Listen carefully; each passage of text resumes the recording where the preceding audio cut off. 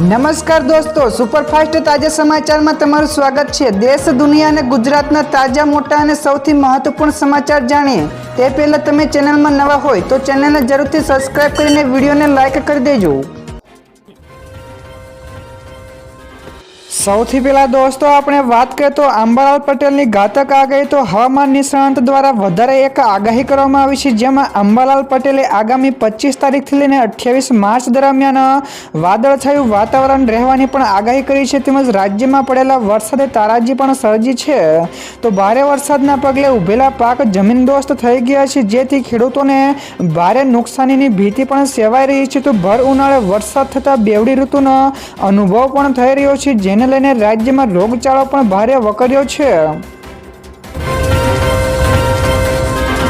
તો દોસ્તો બીજા સૌથી મોટા સમાચાર સામે આવ્યા છે। ગુજરાતમાં વરસાદથી થયેલા નુકસાનીનો સર્વે કરવા માટે કૃષિમંત્રી જીતુભાઈ વાઘાણીએ આદેશ આપ્યો છે, તેમજ તમામ અસરગ્રસ્ત વિસ્તારોનો પ્રાથમિક રિપોર્ટ પણ મંગાવ્યો છે, તેમજ સર્વેની કામગીરી પૂર્ણ થયા બાદ કેબિનેટમાં આ અંગેની ચર્ચાઓ કરીને સહાયનો આખરી નિર્ણય લેવામાં આવશે। તો દોસ્તો વરસાદથી તમારા વિસ્તારમાં પણ નુકસાન થયું છે કે નહીં, ફટાફટ નીચે કોમેન્ટમાં જણાવજો। તો દોસ્તો ત્યાર પછી આગળ વધુ એક સૌથી મોટા સમાચાર મળ્યા છે। એલપીજી ઉપર સરકારનો મોટો નિર્ણય, જ્યાં દોસ્તો પેટ્રોલિયમ મંત્રાલયે રાજ્યોને પત્ર લખીને જાણ કરી છે કે 23 માર્ચથી ગેસ ફાળવણીમાં 20% વધારો કરવામાં આવશે, તેમજ આ વધારો વાણિજ્યિક ગેસ ઉપર લાગુ પડે છે, જેનાથી કુલ ફાળવણી સ્તર 50% સુધી વધી જશે, તેમજ સરકારી સબસિડીવાળા રેસ્ટોરન્ટ તેમજ હોટેલ્સ તેમજ ઢાબાને પણ પ્રાથમિકતા આપવા માટેના નિર્દેશો જારી કરવામાં આવ્યા છે। તો વધુમાં તેમણે કહ્યું કે સ્થળાંતરિત કામદારોને પણ 5 કિલો FTL એટલે કે મુક્ત વ્યાપાર LPG સિલિન્ડરો પૂરા પાડવા માટેની પણ સૂચનાઓ આપવામાં આવી છે। તો દોસ્તો બીજા સૌથી અગત્યના સમાચાર સામે આવ્યા છે। અમિત ચાવડાના સરકાર ઉપર આકરા પ્રહારો, જ્યાં દોસ્તો અમિત ચાવડાએ કહ્યું કે કોંગ્રેસે જળ, જંગલ તેમજ જમીનનો અધિકાર આદિવાસીઓને આપ્યો છે, પરંતુ ડબલ એન્જિનની સરકારે તે અમલમાં મૂકી રહી નથી। તો અંબાજીથી ઉમરગામ સુધીના આદિવાસીઓને ન્યાય આપવા માટે સંમેલન પણ યોજાયું છે। તો આદિવાસીઓ સાથે ભેદભાવ પણ થઈ રહ્યો છે, તેમજ વિકાસ માટે બજેટ પણ ફાળવાય છે, પરંતુ તેમાં ભ્રષ્ટાચાર થઈ રહ્યો છે। તો આ સિવાય તેમણે વિશેષમાં કહ્યું કે મનરેગા, નલ સે જલ જેવી વિવિધ યોજનાઓમાં મોટા પાયે ભ્રષ્ટાચાર થઈ રહ્યો છે। તો દોસ્તો અમિત ચાવડાના આ નિવેદન વિશે તમારે શું કહેવું છે, ફટાફટ નીચે કોમેન્ટમાં જણાવજો। ત્યાર પછી દોસ્તો આગળ વધુ એક સૌથી અગત્યના સમાચાર મળ્યા છે। સોનાનો ભાવ ઘટીને ₹1,25,000 થશે, જ્યાં દોસ્તો મજબૂત અમેરિકન ડોલર તેમજ ક્રૂડ ઓઇલના વધતા ભાવના કારણે વૈશ્વિક બજારમાં સોનાના ભાવમાં તીવ્ર ઘટાડો નોંધાયો છે। તો MCXમાં સોનાનો ભાવ જે અગાઉ ₹1,60,000 ની આસપાસ હતો, તે ઘટીને હવે ₹1,44,000 પ્રતિ 10 ગ્રામે થયો છે। તો આંતરરાષ્ટ્રીય સ્તરે ભાવ પ્રતિ ઓસતે $4,500 ડોલરે પહોંચ્યો છે। તો નિષ્ણાતો માને છે કે આર્થિક અનિશ્ચિતતાના કારણે આગામી સમયમાં ભાવ વધુ ઘટીને ₹1,25,000 થી ₹1,27,000 ની રેન્જમાં આવી શકે છે। ત્યારબાદ દોસ્તો ફટાફટ આગળના બીજા સમાચારની વાત કરવામાં આવે તો મોંઘવારીથી મળશે મોટી રાહત, જ્યાં દોસ્તો અમેરિકાએ સમુદ્રમાં ફસાયેલા ઈરાની તેલ પરના પ્રતિબંધોને હટાવી દીધા છે, તેમજ મિડલ ઈસ્ટમાં ચાલી રહેલા સંઘર્ષ વચ્ચે વધી રહેલા ઉર્જા સંકટોની કિંમતોને ઓછી કરવા માટે અમેરિકાએ મોટું પગલું ભર્યું છે। તો અમેરિકી ટ્રેઝરી વિભાગે એક લાયસન્સ જારી કર્યું છે, જે હેઠળ જહાજો ઉપર લગાડેલા ઈરાની તેલ તેમજ પેટ્રોકેમિકલ્સ કાર્ગોના વેચાણની પરવાનગી પણ આપી છે, જે 19 એપ્રિલ સુધી લાગુ રહેશે। તો દોસ્તો બીજા સૌથી મહત્વપૂર્ણ સમાચાર સામે આવ્યા છે। મહેસૂલ વિભાગમાં મોટા પાયે બદલી અને બઢતી થઈ છે, જ્યાં દોસ્તો ગુજરાત સરકારના મહેસૂલ વિભાગે એક સાથે 880 જેટલા કર્મચારીઓ તેમજ અધિકારીઓની બઢતી અને બદલીના આદેશો આપ્યા છે, જેમાં વર્ગ 3ના આશરે 800 જેટલા કારકુનો અને મહેસૂલી તલાટીઓને નાયબ મામલતદાર તરીકેનું પ્રમોશન મળ્યું છે, જ્યારે 80 જેટલા નાયબ મામલતદારોને જિલ્લાવાર બદલી કરાઈ છે, જેમાં અમદાવાદ, સુરત અને ગાંધીનગર સહિત જિલ્લાઓમાં આ ફેરફારથી લાંબા સમયથી બઢતીની રાહ જોતા કર્મચારીઓમાં ખુશીનો માહોલ છે।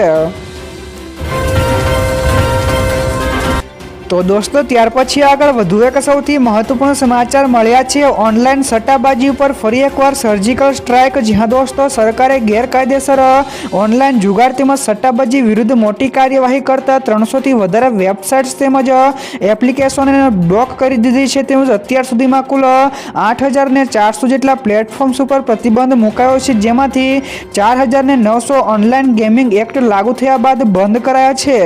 તો આ પ્લેટફોર્મ્સ દ્વારા મોટા ગેરકાયદેસર લેણ દેણ થતી હતી। તો આ કડક કાર્યવાહીનો મુખ્ય ઉદ્દેશ ડિજિટલ પેમેન્ટ્સને સ્પેસને સુરક્ષિત બનાવી તેમજ અનૈતિક પ્રવૃત્તિઓને રોકવાનો હતો। ત્યાર પછી દોસ્તો આ સિવાયના બીજા સમાચારની ઝડપથી વાત કરવામાં આવે તો વર્ક ફ્રોમ હોમ તો મુસાફરી ઓછી કરો। જ્યાં દોસ્તો પશ્ચિમ એશિયાના યુદ્ધ વચ્ચે આંતરરાષ્ટ્રીય ઉર્જા એજન્સીએ તેલના પુરવઠામાં 20% ઘટાડા સામે ચેતવણી આપી છે। તો આ સંકટોને ટાળવા એજન્સીએ વર્ક ફ્રોમ હોમ અપનાવવા તેમજ વાહનોની ગતિ ઘટાડવા તેમજ હવાઈ મુસાફરી ઓછી કરવાની સલાહ આપી છે। તેમજ દરરોજ 2 કરોડ બેરલ તેલની અછત વર્તાતા ભાવ $100 પણ પાર કરી ગયા છે। તો હવે માત્ર તેલનો વપરાશ ઘટાડો જ એકમાત્ર અસરકારક વિકલ્પ બચ્યો છે। તો દોસ્તો બીજા સૌથી મોટા સમાચાર સામે આવ્યા છે ડીવાયસીએમ એટલે કે નાયબ મુખ્યમંત્રીના હસ્તે વિકાસ કામોને મોટી ભેટ। જ્યાં દોસ્તો ડીવાયસીએમ હર્ષ સંઘવીએ ગઈકાલે વડોદરાની મુલાકાત લીધી હતી, જેમાં તેઓ શહેર તેમજ જિલ્લાના વિકાસને વેગ આપીને આશરે ₹511 કરોડના વિકાસ કામોનું લોકાર્પણ તેમજ ખાતમુહૂર્ત કર્યું હતું। તો ગઈકાલે સવારે તેઓ પોલીસ ભવન ખાતે અત્યાધુનિક city level command and control સેન્ટરનું પણ ઉદ્ઘાટન કર્યું હતું। જે બાદ જિલ્લા વહીવટી તંત્ર દ્વારા આયોજિત ભવ્ય કાર્યક્રમમાં પણ તેઓએ 507 કરોડના ખર્ચે તૈયાર થયેલા વિવિધ વિકાસ કામોનું લોકાર્પણ તેમજ નવા કામોનું ખાતમુહૂર્ત પણ કર્યું હતું। તો દોસ્તો ત્યાર પછી આગળ વધુ એક સૌથી મોટા સમાચાર મળ્યા છે અમેરિકા ઈરાનને નષ્ટ કરી દેશે। જ્યાં દોસ્તો ડોનાલ્ડ ટ્રમ્પે ઈરાન સામે કડક વલણ અપનાવતા યુદ્ધ વિરામની શક્યતાઓને નકારી કાઢી છે। તેમજ ટ્રમ્પે સ્પષ્ટપણે કહ્યું છે કે જ્યારે તેઓ વિરોધી પક્ષને તબાહ કરી રહ્યા હોય ત્યારે યુદ્ધ વિરામ કરતા નથી। તો આ નિવેદનથી ઈરાનને સંપૂર્ણપણે નષ્ટ કરવાના સંકેતો પણ મળ્યા છે। તો આ યુદ્ધની અસરથી ભારત સહિત અનેક દેશો પ્રભાવિત થશે। તો આંતરરાષ્ટ્રીય બજારમાં ક્રૂડના ભાવ પણ વધવાથી પેટ્રોલ અને ડીઝલની કિંમતોમાં 10 થી લઈને 15% સુધીનો વધારો પણ નોંધાયો છે। તો દોસ્તો બીજા સૌથી અગત્યના સમાચાર સામે આવ્યા છે અમેરિકા ઉપર ઈરાનનો સૌથી મોટો હુમલો। જ્યાં દોસ્તો મિડલ ઈસ્ટમાં ચાલી રહેલા સંઘર્ષને 21 દિવસ પૂર્ણ થયા છે, પરંતુ સ્થિતિ વધુ વણસી રહી છે। તેમજ ગઈકાલે 22મા દિવસે હતો ત્યારે ઈરાને હિન્દ મહાસાગરમાં સ્થિત અમેરિકા તેમજ બ્રિટન સંયુક્ત બેઝ ઉપર ડીઓ ગાર્સિયા ઉપર 2 લાંબા અંતરની બેલિસ્ટિક મિસાઇલો છોડી હતી। જોકે અમેરિકા યુદ્ધ જહાજની MS-3 ઇન્ટરસેપ્ટર મિસાઇલ દ્વારા એક મિસાઇલને હવામાં જ નષ્ટ કરવામાં આવી હતી, જ્યારે બીજી મિસાઇલ નિષ્ફળ રહી હતી। ત્યાર પછી દોસ્તો આગળ વધુ એક સૌથી અગત્યના સમાચાર મળ્યા છે પીએફના પૈસા મેળવવા હવે નહીં જોવી પડે રાહ। જ્યાં દોસ્તો કેન્દ્ર સરકારે ઈપીએફ એટલે કે ઈપીએફના 3.0 હેઠળ પીએફના ખાતાધારકો માટે મોટા ફેરફારો કર્યા છે, જેમાં હવે 5 લાખ સુધીના પીએફ ક્લેમ, પેન્શન તેમજ એકાઉન્ટ ટ્રાન્સફરની પ્રક્રિયા સંપૂર્ણપણે ઓટોમેટિક કરી દેવામાં આવી છે। તો નવા સોફ્ટવેરની મદદથી ડેટા આપમેળે ચેક થશે તેમજ કોઈપણ માનવીય સહી કે એપ્રુવલ વગર જ નાણાં સીધા બેંક ખાતામાં જમા થશે। તો આ ફેરફારના કારણે હવે ક્લેમ સેટલમેન્ટનો સમય 7 થી લઈને 15 દિવસથી ઘટીને માત્ર 3 દિવસ થઈ જશે। ત્યારબાદ દોસ્તો ફટાફટ આગળના બીજા સમાચારની વાત કરવામાં આવે તો ઈરાનના નતાંજ પરમાણુ કેન્દ્ર ઉપર મોટો હુમલો। જ્યાં દોસ્તો ઈરાનની તસ્નીમ એજન્સીએ દાવો કર્યો છે કે યુએસ તેમજ ઇઝરાયેલે પરમાણુ કેન્દ્ર નતાંજ ઉપર મોટો હુમલો કર્યો છે। તો આ સ્થળને પહેલા પણ નિશાન બનાવવામાં આવ્યું છે। તો નતાંજ પરમાણુ કેન્દ્ર ઈરાનનો મુખ્ય યુરેનિયમ અનરેચમેન્ટ પ્લાન્ટ છે, તો જે મધ્ય ઈરાન ઇસ્ફહાન પ્રાંતની સૌથી નજીક સ્થિત છે। તો ઇઝરાયેલે પણ લાંબા સમય થી આ સુવિધા અંગે ચિંતાઓ પણ વ્યક્ત કરી હતી। તો આ પ્લાન્ટને ઈરાનની મુખ્ય પરમાણુ કેન્દ્ર પણ માનવામાં આવે છે।